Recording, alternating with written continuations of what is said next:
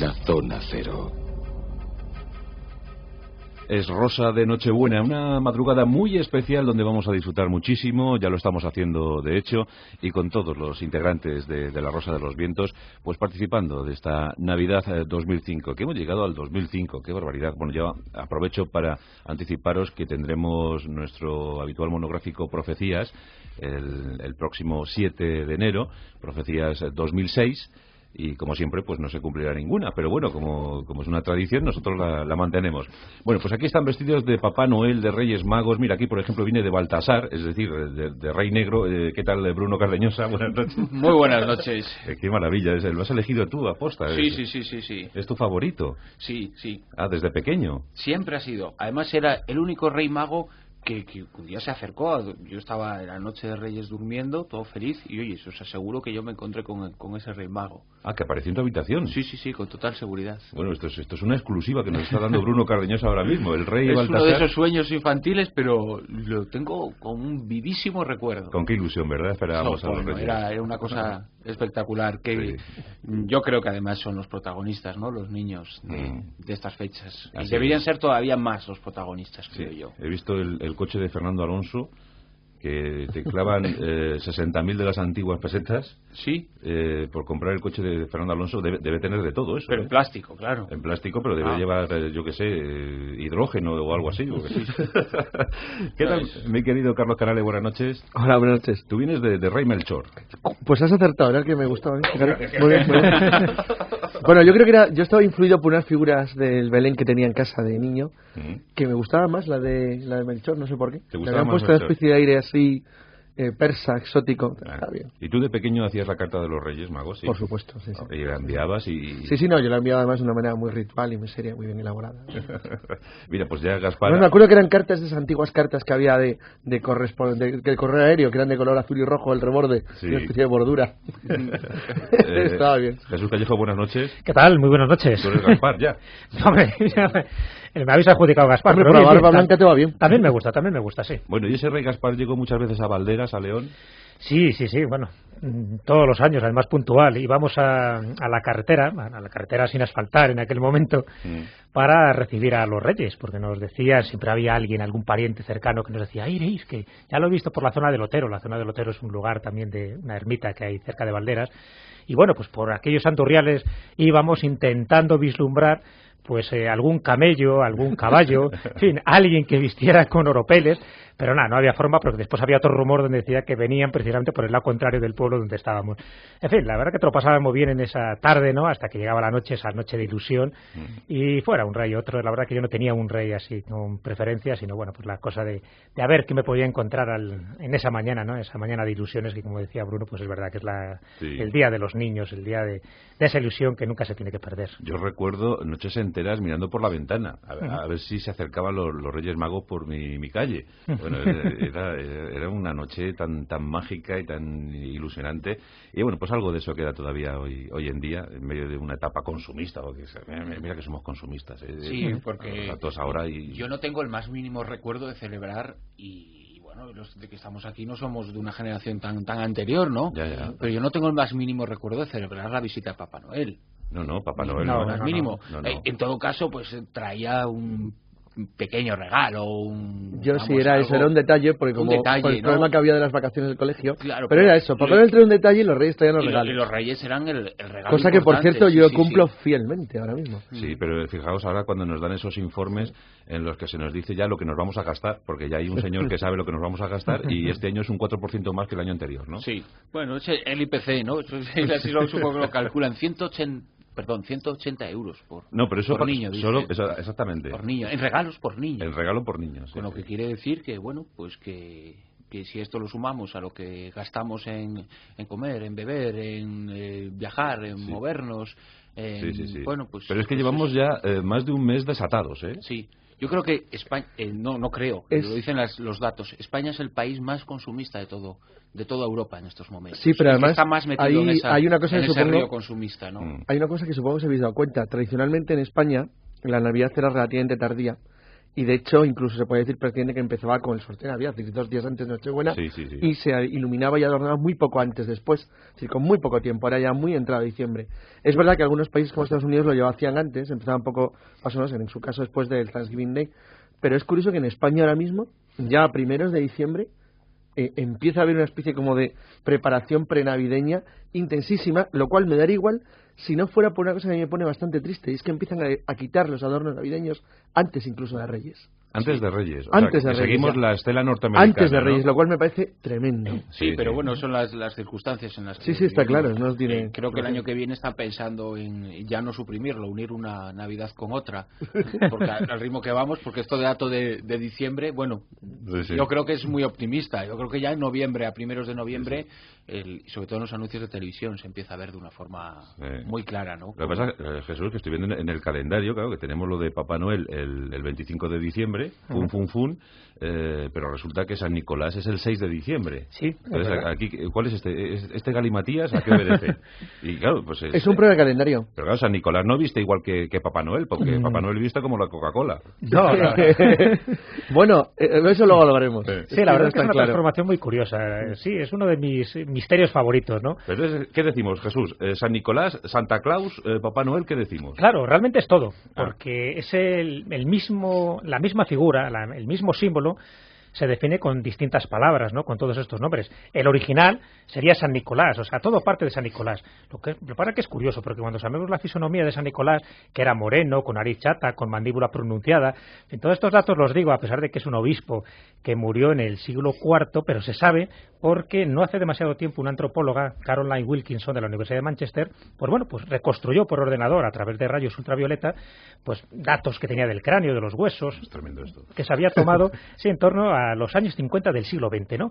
Bueno, que es curioso, porque se sabe, ¿no?, dónde está. Ya sabes que se llevó en el 1087 a Bari, de ahí que se llame San Nicolás de Bari. Cualquier día nos clonan a Rodolfo, ¿eh? Si puede, claro. Reino. Realmente ahora con las medidas que hay forenses, con las técnicas que hay ahora de reconstrucción facial, se puede reconstruir si realmente son los huesos auténticos, que sabes que el problema muchas veces de los santos, y sobre todo cuando estamos hablando de las primeras épocas de la cristiandad, pues es determinar, ¿no?, que sean auténticos. Pero si realmente estos de San Nicolás, y parece que sí, son auténticos, bueno, a la conclusión que llega esta mujer, digo, y parte un poco de esta premisa para darnos cuenta cómo ha ido sufriendo esa transformación hasta convertirse en este orondo, ¿no?, Papá Noel. Bueno, pues el resultado de esta investigación que hizo Caroline Wilkinson, pues sale el rostro de un hombre de unos 60, 65 años de edad, de 1,52 de altura, como es bajito, era muy delgado, tenía la mandíbula pronunciada, unos ojos marrones, tez morena, ligeramente calvo y nariz chata. Esos son todos los rasgos que tendría este hombre. Bueno, ¿cómo puede ser que se haya transformado tanto, ¿no?, este personaje con el tiempo?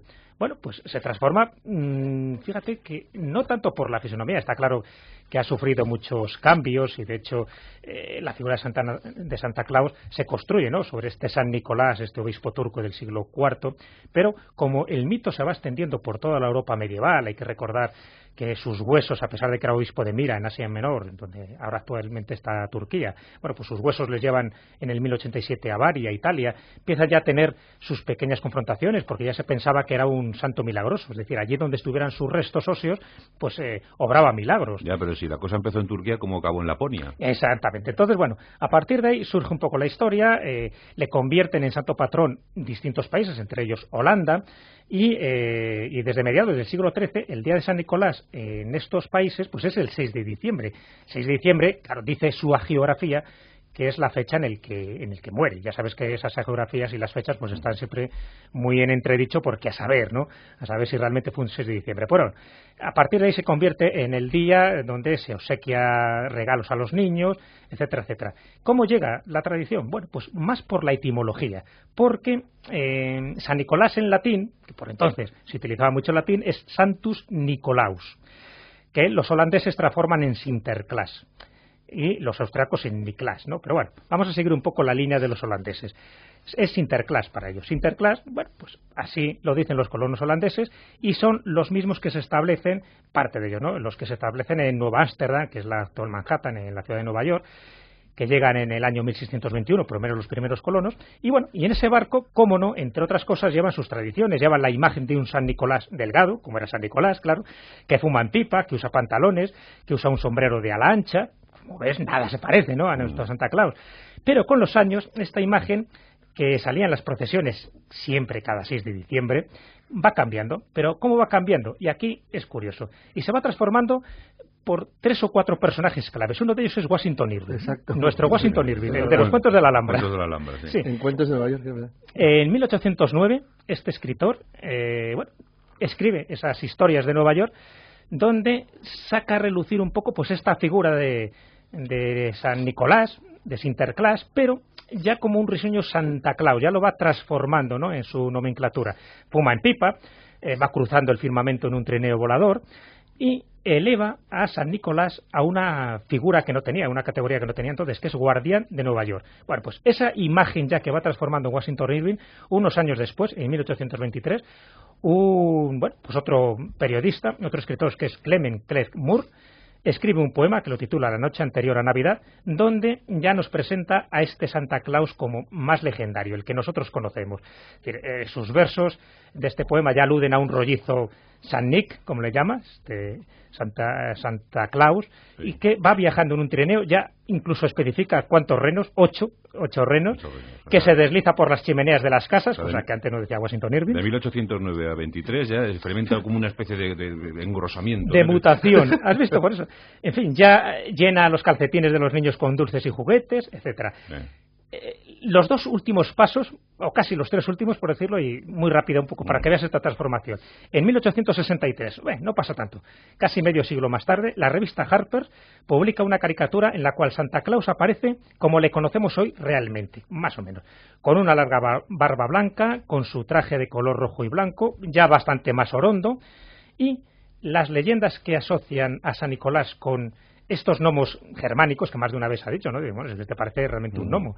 Bueno, pues parten de Europa, o sea, con lo cual ya se está transformando y, como bien sabemos, todas estas mutaciones que va sufriendo desde el año 1863 se consolidan en una fecha clave, que es el año 1931, cuando su actual imagen de gnomo, de regordete, de simpaticón, se debe a un anuncio de la Coca-Cola de este año, de 1931. Y bueno, y a partir de ahí, ese nombre de Papá Noel, que es de origen francés, que ya sabemos que Noel significa Navidad en francés, pues se convierte en Papá Noel, o sea, porque lo que está haciendo es una simplificación un poco de la imagen que procede de Estados Unidos, pero como Noel es Navidad para los franceses, se convierte automáticamente Santa Claus en Papá Noel, el mismo personaje con distinto nombre. Bueno, pues así es la humanidad, de obispo turco en el siglo IV a símbolo de la Coca-Cola y de la Navidad en el siglo XX, ¿verdad, Bruno? Bueno, yo creo que resume perfectamente lo que es la Navidad, la transformación y en lo que se convierte, es que es un reflejo extraordinario. Además, incluso, ¿no?, tiene un símbolo muy curioso, o sea,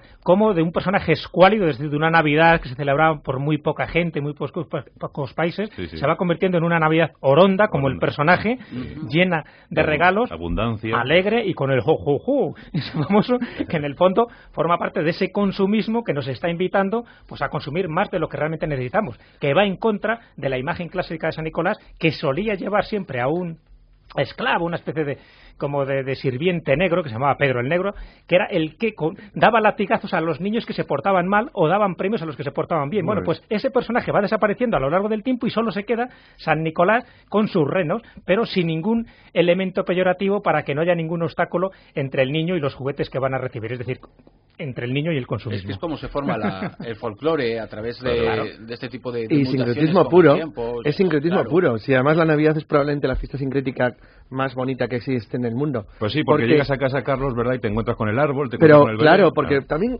luego lo haremos, pero por ejemplo, me acuerdo que el otro día alguien se quejaba de que Santa Claus es en España un mito importado, bueno, y el Belén en Estados Unidos o Inglaterra.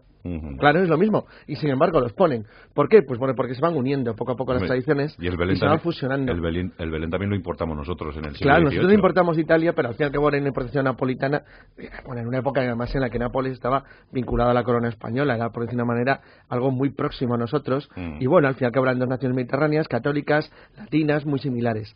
Sin embargo, es cierto que las tradiciones navideñas en Europa Occidental se han ido integrando unas a otras de una manera muy notable, hasta el extremo que, bueno, y no es nada complicado ver en Inglaterra, por ejemplo, belenes. cosa que hace 200 años hubiera sido absolutamente impensable. Bueno, y qué cantidad de cosas raras aparecen en los belenes, hasta extraterrestres y... Bueno, los belenes siempre han sido unos captadores de, sobre todo, dinosaurios. Y los caganets, que ahora están muy de moda.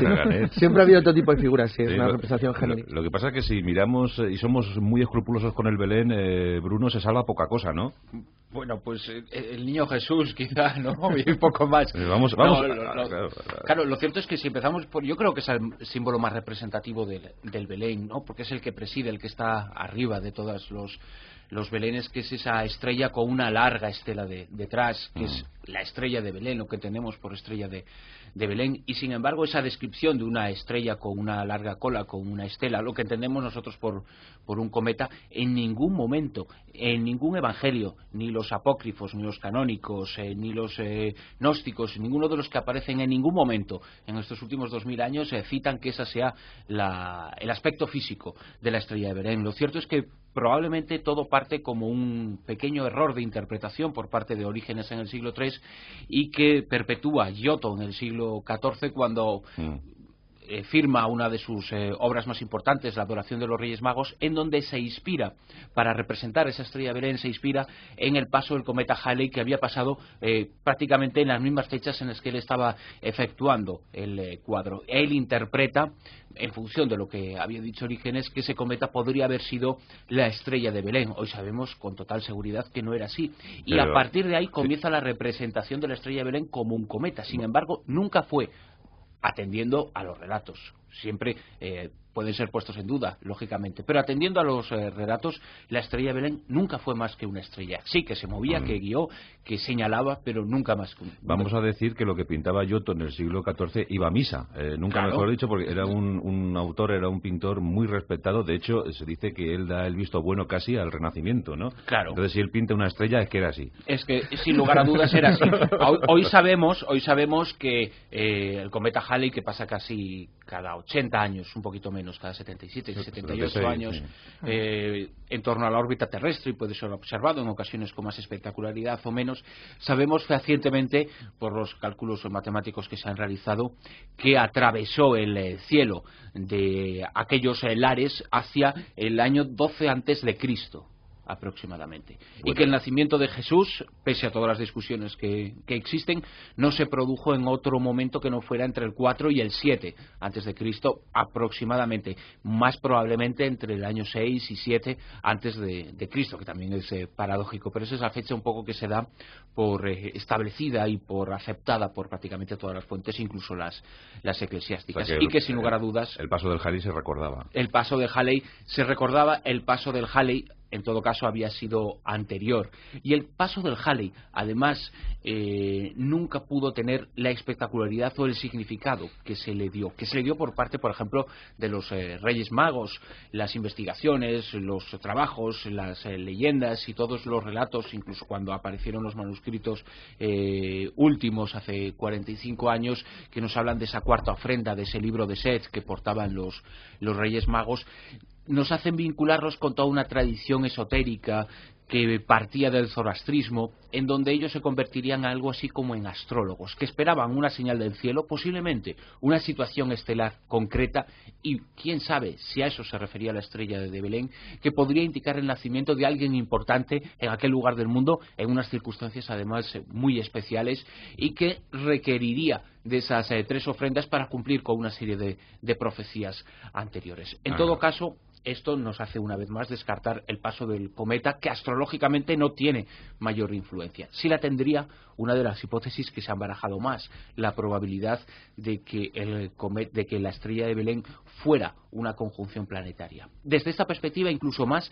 que fuera la explosión de una nova, de una estrella nova. Se sabe que se produjo alguna entre el año 5 y 6 antes de Cristo, pero astrológicamente tampoco tienen ninguna función ni ninguna relevancia la explosión de estrellas, por el hecho de que no son predecibles, de que no pueden ser cartografiadas ni pueden ser previstas por la astrología, independientemente de que diversas escuelas le puedan dar una interpretación o no. Así que la hipótesis sobre la estrella de Belén, si partimos del conocimiento esotérico y de la posible vinculación esotérica de los Reyes Magos, que son efectivamente quienes siguen a esa estrella, porque indica el lugar de nacimiento, indica el nacimiento de una persona especial, la hipótesis que se nos queda como plausible es que se tratara de una conjunción astronómica entre los planetas más brillantes del universo, del espacio, del cielo, que son Venus, que son Júpiter y que son Saturno. Eso siempre y cuando fuera un fenómeno astronómico, porque si leemos los apócrifos descubrimos que de estrella de Belén absolutamente nada.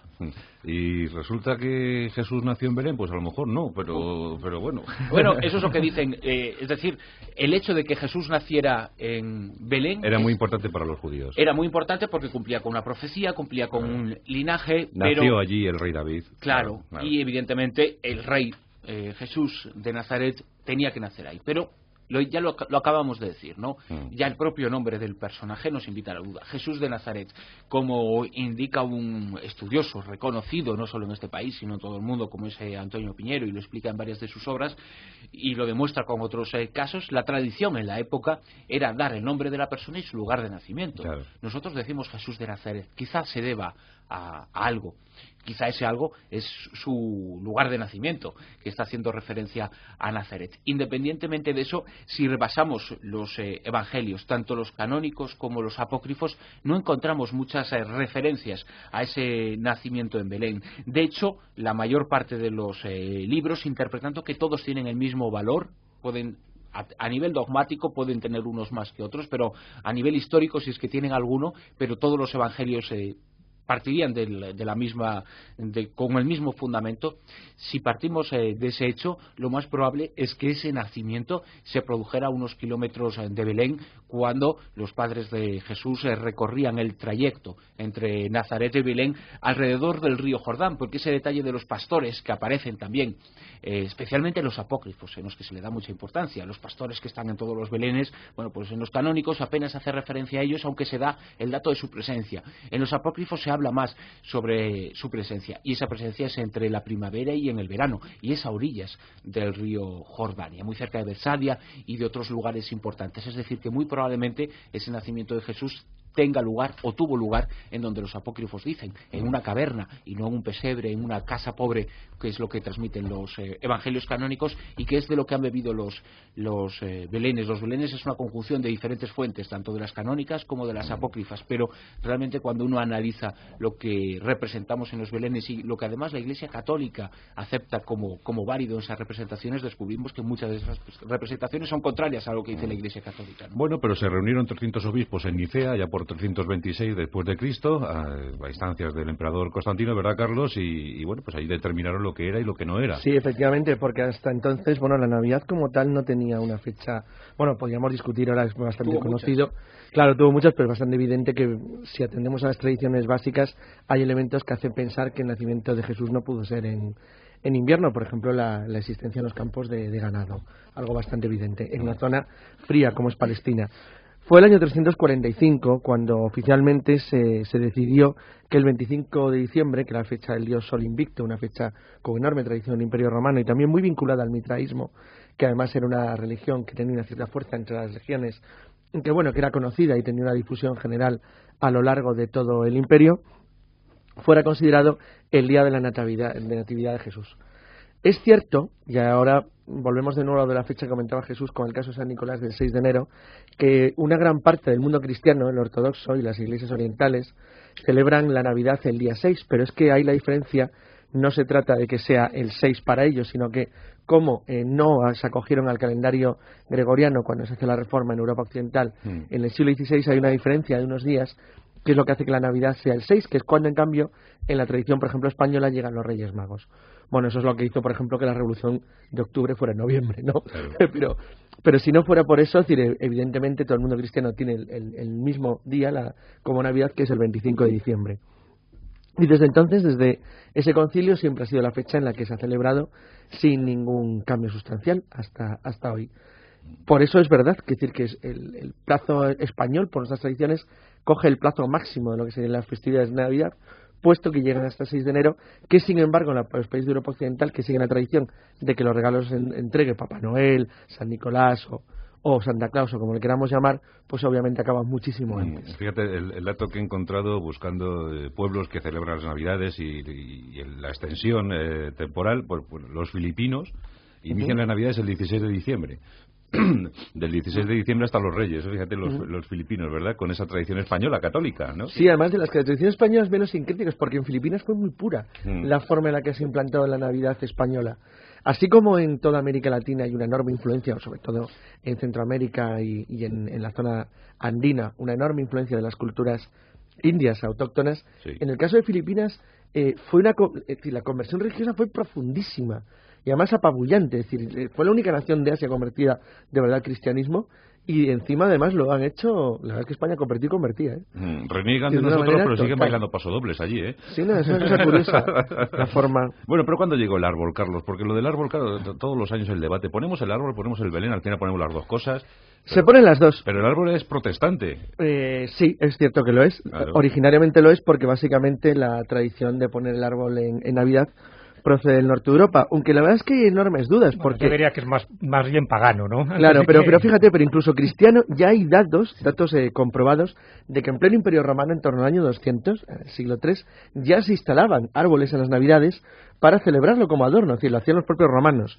¿Que tiene un origen pagano? Pues es evidente. Lo que pasa es que esas cosas se eliminan de una manera muy fácil. Simplemente se cristianizan. Y en el siglo VI, el Papa Gregorio I ya recomendó tolerancia, fíjate, a todos aquellos que hacían manifestaciones que se acusaban de paganismo en Europa Occidental, utilizando árboles como símbolos o como adornos en las fiestas navideñas.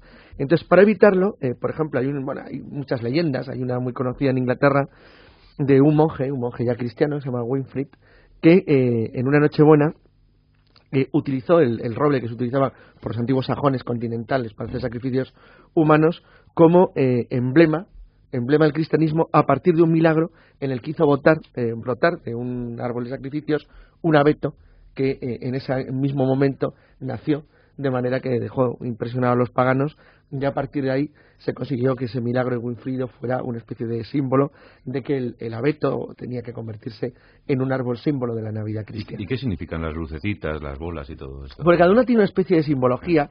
Hay muchísimas teorías, pero digamos que es como los árboles de Navidad, al igual que el Belén, aceptan prácticamente cualquier cosa que tú les quieras poner. Entonces, es cierto que el árbol tradicional, incluso en la forma protestante originaria, por ejemplo, a partir de la reforma de Lutero, por ejemplo, los luteranos y los calvinistas eran bastante austeros en las fiestas navideñas, es decir, incluso, aunque había adornos básicamente orientados a la luz, ahora veremos que las velas es uno de los adornos clásicos, sin embargo, no ponían demasiada cantidad de adornos. Luego han ido cogiendo un montón de adornos, principalmente por enorme influencia que ha tenido Estados Unidos en la forma de, aquí yo contaminar en el buen sentido, de contaminar las tradiciones de los demás, pero los españoles hemos hecho lo mismo, y los italianos y los franceses, de manera que al árbol se le han ido añadiendo cosas. Por ejemplo, era muy infrecuente hace simplemente 10 años que en un árbol de Navidad española aparecieran calcetines o botitas, que ahora ya hay. Mi abuela me decía que las luces eran por los que no están. Efectivamente, esa es la tradición latina y mediterránea clásica. Sin embargo, hay otra razón, y es que, hay otros motivos, y es que recordaréis que, según las Escrituras, la Virgen María alumbra a Jesús en el pesebre en la total oscuridad. De manera que entre las naciones de protestantes se cogió la costumbre de adornar los abetos con unas pequeñas velitas que se colocaban, que iluminaban toda la estancia, de manera que es una especie también de símbolo de protección. A partir de ahí sí que es verdad que a las velitas se le añadieron rápidamente una serie de coronas, eso sí que es claramente escandinavo, que se colocaban en la parte superior del árbol conjuntamente con las primeras bolas. Las bolas hay varios tipos, porque, por ejemplo, están muy de moda las manzanas, que son siempre de color rojo, y esas manzanas que son siempre rojas, siempre de color rojo, representan un elemento mágico que por lo menos se conoce en el centro de Europa como una forma de lograr la abundancia de todo lo imprescindible. O sea, ¿Recordaréis? Tú recomiendas una manzana. Yo pongo manzanas rojas, son todas manzanitas rojas, yo no tengo bolas. Es que esas no se rompen. Entonces, recordaréis, todos los oyentes que habéis viajado por el norte de Europa, que es muy frecuente en los hoteles que te reciban, en las recepciones de hoteles tengas pequeñas mini peceritas llenas de manzanas que la gente coge. La manzana siempre es un símbolo de abundancia, un símbolo de abundancia y de suerte. Entonces, ¿por qué rojas? Siempre son rojas. Puede ser verdes, puede ser de otras formas, las manzanas tienen muchas formas, pero siempre se ponen rojas porque los dos colores de la Navidad es el color también del acebo. el verde y el rojo, que son los dos colores de la Navidad. Me acuerdo que cuando habló Jesús de Papá Noel, que hubo un poeta alemán, un diseñador alemán del siglo XIX, se llama Thomas Nast, que fue el primero que le dio nombre en aquel entonces él puso 6 renos a Santa Claus. Ya había diseñadores en el siglo XIX.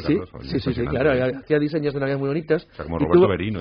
Igual. No, era un ilustrador. Sí, pero un ilustrador de la revista Harper's, a la que acabo de hacer mención. Y entonces Nast tuvo la ocurrencia, aparte de dibujar los seis renitos, él en aquel entonces había 2 colores para Santa Claus.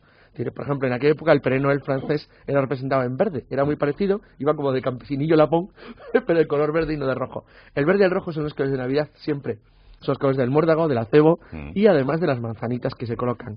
Otra cosa es, por ejemplo, lo de los botitas o los calcetines, que es una leyenda, en España ha llegado relativamente pronto, hace poco, es decir, hace unos años apenas, y sin embargo tienen una enorme tradición, porque el propio Thomas Nast lo ilustró a finales del XIX, en una obra pictórica en las cuales, entre otras cosas, colocaba una mención acerca de las medias rojas que se colocaban cerca de los fogones en las casas de la costa este de Estados Unidos para atraer la suerte y para permitir que de esa manera, incluso en cualquier humilde hogar, Santa Claus, cuando pasaba con su trineo, con sus renos, pudiera depositar unos regalitos para la gente que allí vivía. O sea que cuando adornamos nuestras casas estamos pues ahí entregando una máxima representación del sincretismo occidental, ¿no? Por supuesto, la Navidad se ha convertido absolutamente en el mayor elemento sincrético de las 3 grandes corrientes occidentales, de los tres grandes pueblos culturales, hablo en sentido genérico, eslavos, germanos y latinos, y luego de las 2 grandes tradiciones religiosas, es decir, de la ortodoxa y de la católica, y luego de la católica cuando se dividió a partir de Lutero de las corrientes protestantes y de las que quedaron en el catolicismo ortodoxo de Roma. Pero se han seguido mezclando hasta hoy mismo, porque siguen haciéndolo. Si se sigue este proceso lento de absorción de costumbres, de mezclas, que ahora se está extendiendo de una manera muy pequeña, pero se empieza ya a notar a otras culturas del mundo que están adoptando símbolos navideños en muchas ocasiones, aún no siendo cristianas.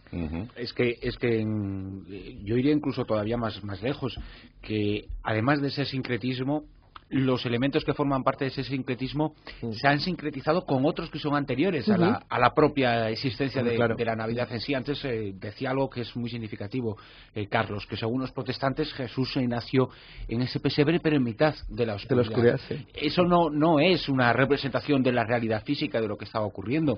Esa creencia estaba haciendo alusión a otras creencias muy anteriores al propio nacimiento de Jesús, que tenía que ver con los cultos solares, porque en definitiva el día en el que nace Jesús es el día más corto del año, y él nace en la noche más larga del año, que es la noche del solsticio de invierno. Bueno, luego no hemos cambiado unos días arriba, unos días abajo, pero lo cierto es que nace en el solsticio de invierno, en la que es la noche más larga. Por eso luego nace convertido en luz, porque a partir de ese día es cuando la luz, el día, va ganando terreno a las tinieblas, va ganando terreno a la oscuridad, y los días se hacen cada vez un poquito más, más largos y luminosos. Carlos es el descorchador oficial de la Rosa de los Vientos y acaba de descorchar. Estamos aquí. Yo creo que sí. ¿Cuál es el origen también? Que solo yo lo desconozco. Mira qué siniestro el origen de esta celebración de los vinos espumosos en Navidad, pues esto es bastante sencillo. Me está diciendo Sergio de Montfort que hizo Jesús y la familia con el oro, el incienso y la mirra. Buena pregunta. Bueno, pues sobre todo quito con la mirra. Con la mirra. Es una inutilidad. Claro. Bueno, no te creas, para los cadáveres viene muy bien para conservarlos. Joder, Jesús, se te ocurren unas cosas. No, es que para eso era realmente. Sí, pero claro, ahí había un cofre de oro. Claro, los 3 símbolos, lo que está representando es las 3 cualidades que tenía el niño Jesús. Es decir, como Dios era pues lo que era el incienso, todo aquello que sabes que el incienso siempre se rodea todos los templos sagrados, lo que sacraliza un lugar. El oro era como rey, pero la mirra era como hombre, es decir, como hombre mortal, como persona perecedera. La mirra siempre se utilizaba en cuando se embalsamaba o cuando se intentaba conservar un cadáver antes de que se inhumara, pues era ese elemento que de alguna forma pues te representaba que la vida es muy perenne, ¿no? Así que estamos hablando de símbolos que tienen una trascendencia mucho más allá de lo que pensamos, ¿no? Incluso ese cuarto regalo del libro de Set, que estaría hablando de esos conocimientos herméticos, esos conocimientos esotéricos que se supone que tenía también Jesús. Pero hay una cosa que sí me gustaría destacar, porque ya estáis un poco en harina, y además creo que es muy importante porque posiblemente a algún oyente le resulte extraño, y es que estamos celebrando una fiesta pagana. Y Bruno ha incidido en un aspecto muy concreto. Bueno, todos hemos incidido en alguna manera. Es decir, el hecho de que se haya buscado un 25 de diciembre es un día que corresponde a un natalicio de un dios solar, que antiguamente era un dios pagano. En el caso, cuando terminaban las Saturnales romanas, empezaba su fiesta del Sol Invictus, pero también era la fiesta de Mitra. Curiosamente, un dios que tiene un simbolismo muy parecido a Cristo, en el sentido que nace de una virgen, que nace en una cueva, que muere y que resucita al tercer día. Bueno, pero fuera un poco de esas relaciones que nos podía llevar también incluso a otros dioses, como Atis, como Osiris, el hecho es que estamos hablando de que estamos celebrándolo en una fecha totalmente pagana, un 25. Pero cuando hablaba Carlos del árbol, importante también esa apreciación, es decir, yo decía que el árbol es pagano, es decir, que es verdad que Lutero luego lo puso un poco pues dentro de su reforma, ¿no?, para contrarrestar los influjos del Belén, que por entonces pues empezaba a hacer furor en aquel momento, y eso que se instituyó a partir del siglo XIII por San Francisco de Asís. Pero bueno, Lutero sí que crea ese árbol como representativo de los hogares protestantes, pero es que el árbol siempre ha sido un elemento pagano. Y recuerdo solo dos elementos un poco que creo que pueden ser bastante significativos a la hora de por qué adornamos el árbol y por qué tiene sobre todo esas luces, ¿no?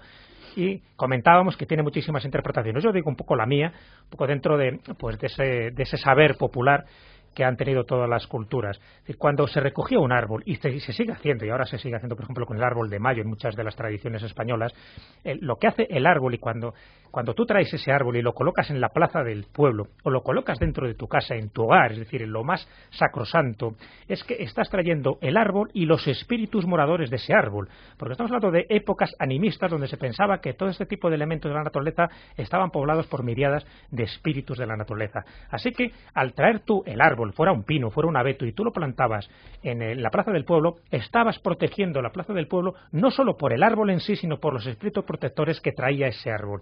¿Qué ocurre? Que cuando se empieza a cristianizar esa fiesta, en las fiestas del mayo, por ejemplo, porque todavía se sigue practicando, ya digo, en algunos pueblos y en esta festividad precisamente en mayo, bueno, pues ya no se cree en los espíritus de la naturaleza, pero sí se cree en un ente protector que puede tener el árbol. Como el ente protector todavía sigue vinculado con, reminiscencias paganas, se cree que si tú adornas el árbol, lo que estás adornando con ese árbol, como elemento protector, siempre teniendo en cuenta ese simbolismo, es con aquellas personas que por desgracia en la Navidad no pueden estar presentes con nosotros, es decir, todas aquellas personas que han fallecido. Entonces cada lucecita, cada velita que se ponía, y ahora cada luz eléctrica, estaba representando a una de esas personas, esas familias, que por entonces eran familias más numerosas que las de ahora, que no podían participar de ese evento familiar, hogareño, tan tierno como puede ser acercarse al calor del hogar, al calor de la chimenea, para celebrar este acontecimiento, no lo olvidemos siempre, como un acto reivindicativo de la luz del sol. Es decir, a partir de ese momento vuelve otra vez a ganar terreno la luz, en detrimento de la oscuridad, hasta que llega por fin el solsticio de verano, en la noche de San Juan, casi en la noche de San Juan, es verdad, siempre ha habido ahí una incongruencia de por qué la Navidad y lo que es el solsticio no coinciden exactamente con la noche de San Juan y con el solsticio de invierno como tal, pero bueno, eso son pequeñas cosas de calendarios, del calendario juliano y del calendario gregoriano, que se puede explicar en otras razones. Por lo tanto, cada vez que colocamos un árbol, no olvidemos que estamos haciendo referencias a unos cultos animistas paganos. Estamos protegiendo el hogar con las luces, con los espíritus que se supone que tiene ese árbol. El hecho de que estén iluminados ahora por una serie de velitas y que hayamos perdido una noción básica, el origen primigenio de por qué colocamos ese árbol de Navidad en la plaza del pueblo, en el hogar, no impide de que esa acción protectora siga teniendo su influjo. Bueno, pues en este especial Rosa de los Vientos, en tiempo de Nochebuena, la verdad es que estamos pues entusiasmados con los descorches de Carlos Canales, aquí dando buena cuenta de los polvorones, de los chocolatillos. La verdad verdad es que al final sí que caemos, ¿verdad, Bruno? Sí que caemos en esto de tomar los dulces tradicionales, de estar con los amigos, con la familia. Pese a todas las promesas que hacemos durante 364 días al año. La próxima Navidad la paso solo. Exacto.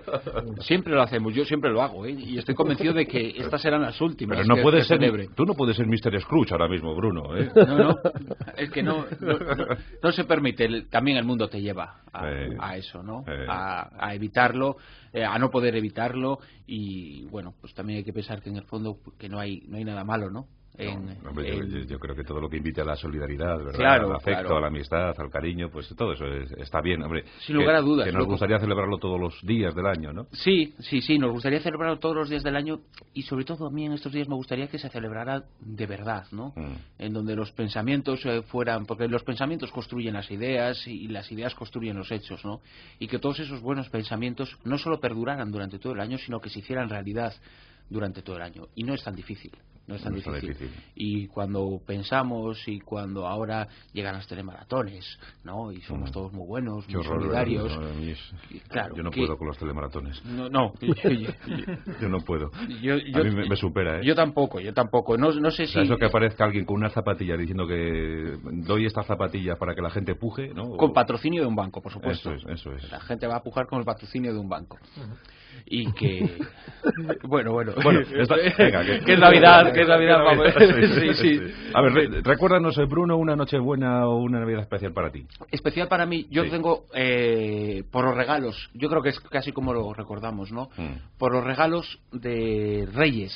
Ya hemos dicho antes que en nuestras casas había mucho menos de Papá Noel, pero yo recuerdo unos que fueron definitivos para mi vida, y gracias a los cuales yo creo que estoy aquí, ¿no? Gracias a dos de esos regalos.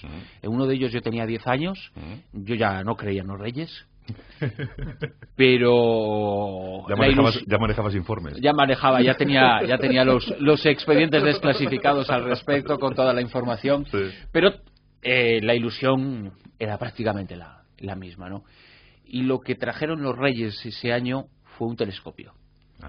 Fue un telescopio, y fue algo fundamental. Pero es que justo 365 días después la situación familiar era mucho más difícil, mucho más complicada por otros motivos.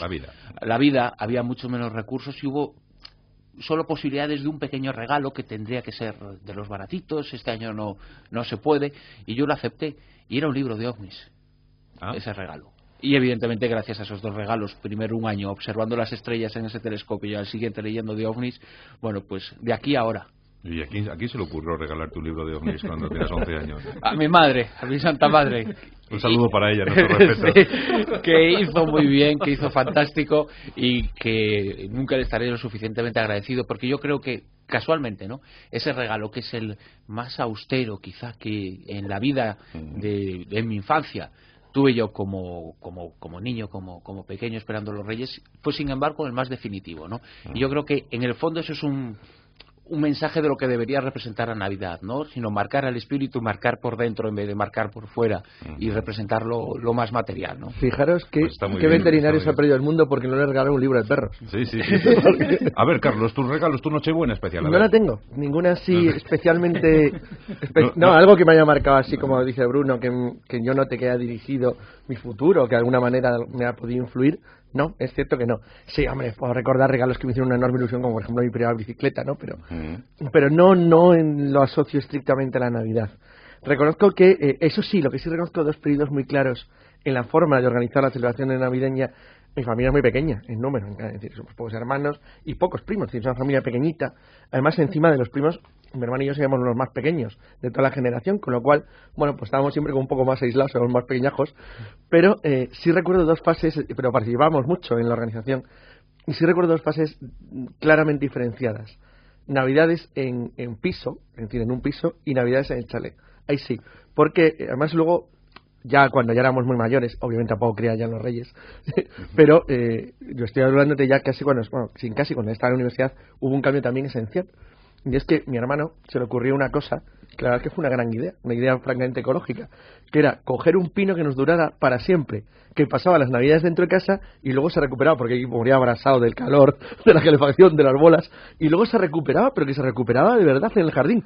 A base de mimos y cuidados le empezaban a brotar de nuevo cositas verdes, y el pino ese duró por lo menos, más de 10 años. 10 años, bueno. De permanentes. Bueno, y además, claro, estaba hecho, era un bonsái muy grande, de hecho. Estaba alterado para que no pudiera crecer más allá de 1,5 metros de altura. Entonces, o sea, que vosotros os pasáis las navidades experimentando, ¿no? No, yo no experimentaba, mi hermano es ingeniero forestal, por cierto. Claro, de ese pino viene la cosa, ¿eh?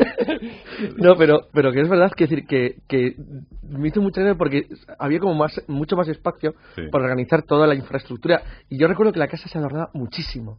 Yo ahora que realmente tengo que reconocer que adorno muy poquitín, eso sí, tengo 2 belenes. De hecho, básicamente lo que pongo son 2 belenes. Pero, por ejemplo, ya no pongo árbol, lo he puesto durante mucho tiempo. Pero ahora ya no pongo ni árbol. Pero sí, sin embargo, sí recuerdo adornar mucho, que la casa de mis padres estaba muy adornada.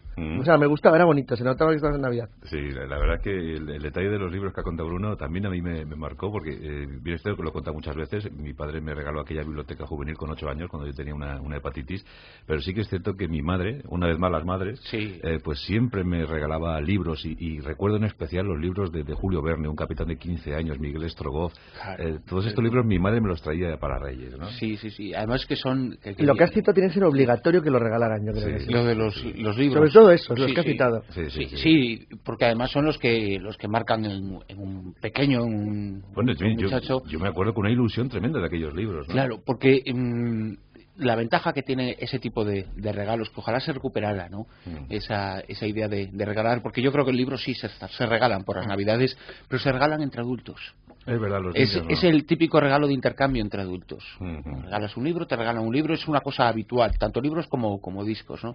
Pero yo creo que debería recuperarse con los niños mucho, porque marcan, porque dejan una herencia en la persona, ¿no? Dejan una huella más allá de un juguete que cuando empieza el colegio el día 7 ya posiblemente uno se olvida de ese. Yo puedo tener ahora miles de libros en mi casa. Mi casa no es una casa, es una biblioteca, pero yo sí que recuerdo uno a uno los libros de los Reyes, los libros que llegaban a mi casa por Reyes. ¿Y en tu caso, Jesús, también? No, en mi caso, fíjate, yo ahora tengo muchísimos libros, como bien sabéis, pero en mi primera etapa, porque se puede dividir un poco como en 3 etapas mis Navidades, ¿no? La etapa valderense, ¿no? Todos los años que estuve allí, más o menos hasta los 12, 13 años, después mi etapa de Valladolid y mi etapa madrileña, ¿no? Entonces, en mi etapa de Valderas, allí en mi casa no crees que había muchos libros.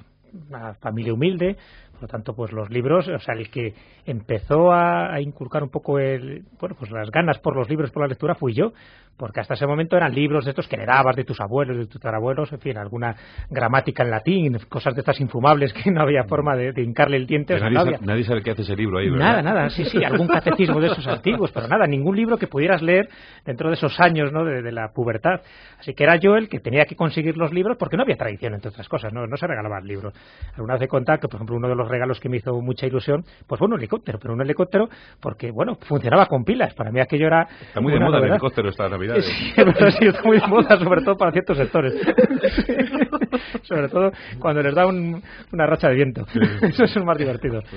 Y entonces, pues eso, ya te digo que mi primera etapa no está asociada con libros, y eso puede llamar mucho la atención a la gente. Bueno, ¿cómo puede ser, no? Este chico que parece que siempre ha estado ahí viviendo entre libros, pues no lo recuerdo como tal, y no quiere decir que después me hayan regalado muchísimos libros, pero no en esos años decisivos que un poco todo se esté recordando. Y hombre, como anécdotas puedo contar que yo suelo colocar el árbol y el Belén, o sea, como ves me reconcilio, ¿no? Con todas las tendencias, la pagana, la católica y la protestante, pero yo tengo un Belén comprado en Belén. Eso tiene mérito, ¿eh? Sí. Cuando estuve en Belén hace ya unos cuantos años... ¿Te compraste un Belén? Y era peligroso porque todavía estaba lo de la intifada, pero bueno, eran momentos en que todavía se podía ir por allí sin grandes problemas. Preguntaste por la tienda de Belenes. Y entonces, claro, es que era lo normal. Entonces vas a una tienda de estas comprando un souvenir y veo que venden Belenes en Belén, ¿no? Sí. Entonces, como ir a Oporto y tomar una botella de Oporto, para que la ocasión la pintan calma, que lo he hecho también, por cierto. Sí. Así que me he comprado un Belén, entonces es un Belén de madera, pequeñito, en fin, muy, muy cuco, que lo coloco pues al lado del otro Belén más ortodoxo, más cristiano, si quieres, pues no deja de ser un Belén pues comprado allí en Israel, ¿no? Y bueno, eso es una cosa llamativa, lo cuento un poco como anécdota, pues para que veáis, ¿no? Y otra anécdota sí que se me ocurre es que la única vez que he pasado unas navidades que no sea en familia, ¿no? Porque normalmente siempre todas las navidades son muy entrañables, muy en familia, pero hubo un año que dije, a la porra, ¿no? Yo soy de tierra adentro, hace un frío del carallo, ¿no? Tanto en León como en Valladolid, digo, yo quiero saber lo que es pasar una Navidad con sol. Y me fui a Tenerife. Yo recuerdo una Navidad, vamos, perfecta, siempre con el recuerdo, ¿no? Añoras un poco también, pues, a la familia en ese momento. Pero vamos, esa sensación de poderte bañar en una piscina en pleno 25 de diciembre. ¿No? Y dices, y cuando los demás están muriendo de frío, porque yo sé el frío que se las gastan en mi pueblo, pues, hombre, me daba como una cierta satisfacción maléfica, ¿no? Que bien me lo estoy pasando. Es el lado oscuro de Jesús Callejo.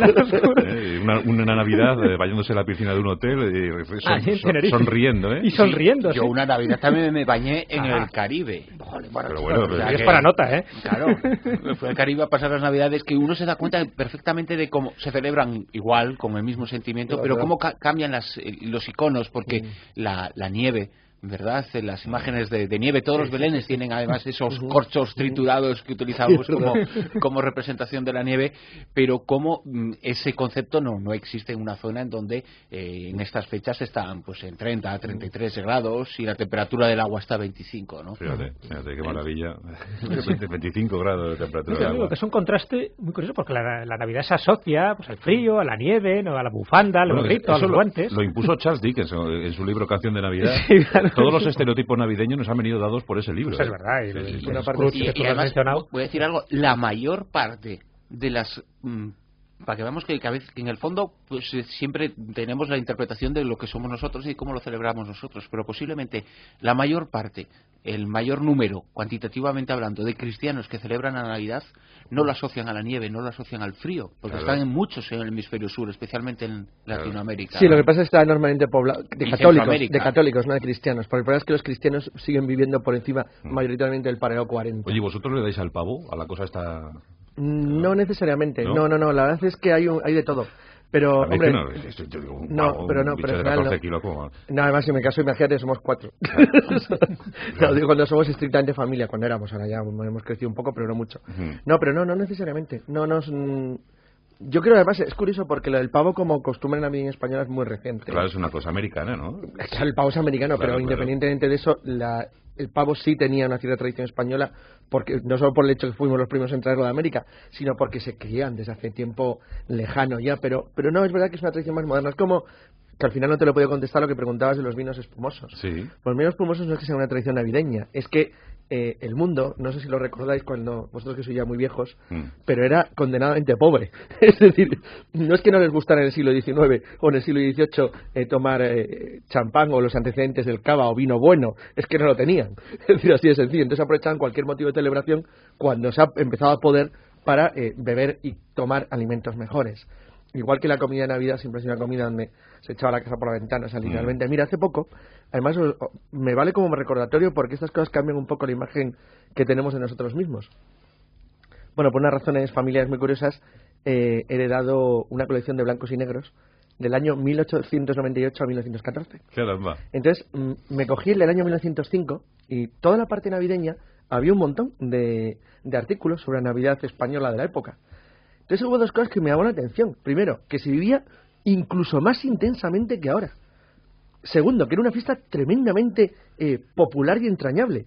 Y donde se echaba literalmente como si fuera en la casa por la ventana. O sea, no era consumista en el sentido actual, pero era se ve claramente los artículos, en la forma que... Era el único derroche del año. Exacto, que había un enorme esfuerzo familiar en los pueblos y en las ciudades españolas de principios del siglo XX por gastar y adornar la casa lo más bonito posible y por hacerla lo más atractiva la comida y todo. Y, por ejemplo, ahí en uno de los artículos hablan precisamente de los consumos de pavo. Lo cual quiere decir que a principios del siglo XX ya era algo muy notable y corriente. Sí, en casa de mis bisabuelos no era pavo, pero era el día del pollo. Y también me llamó mucho, fíjate, también eran de Albacete, de la zona. Sí. Pero que me llamó también mucha atención, no, lo digo por el tipo también de comida que hay en el campo, pero que es que me llamó también mucha atención otra cosa, que es la existencia ya de árboles de Navidad en cierto número. O sea, por lo menos en las grandes ciudades, principalmente en Madrid y en las del norte, en Bilbao, en Coruña, en Santander, en Asturias, si las que tenían tráfico atlántico y en las grandes ciudades centrales, como Sevilla, incluso como Madrid, ya el árbol era un elemento, además con bolitas sencillitas, pero